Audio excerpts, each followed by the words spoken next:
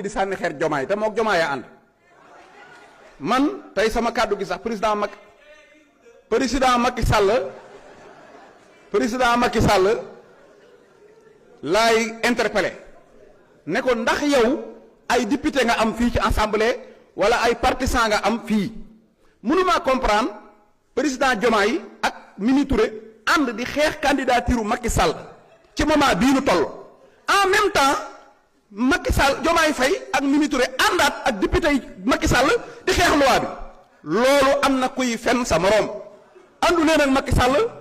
wax leen ko mu leer bu fekkee da ngeen di attaqué loi bii wala ngeen taxaw fii di ko attaqué rek Mimi Touré ak Diomaye ñoo leen ko sant kon liggéeyu leen Macky Sall loolu mooy li leer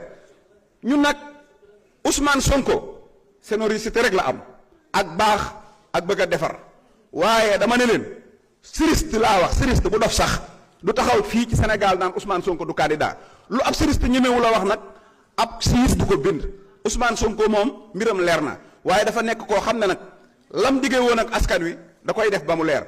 li ci des nag mooy Sénégal fen dafay bëgg a dagan parce que ay kilifa rek ñooy fen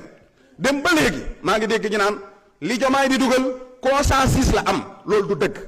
Ayib Daffé ngi nii moo teewaloon Pastef Ngagne Demba Touré moo teewaloon coalition Diomaye ca dialogue ba El Malick Ndiaye mi fekke na ko point bii muy L29 muy loi bii ñu dugal tey amul consensus dañ koo def bokk ci boole ko ci point désaccord moom ak affaire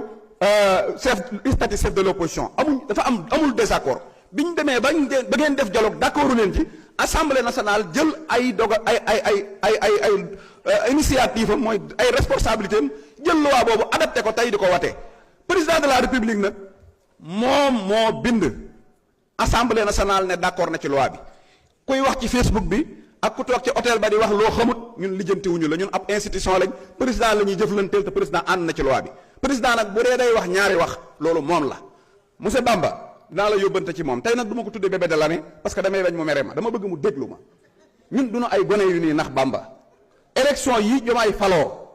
opposition la jógee faloo en 54% bu doon élection yu leerul la mënul falu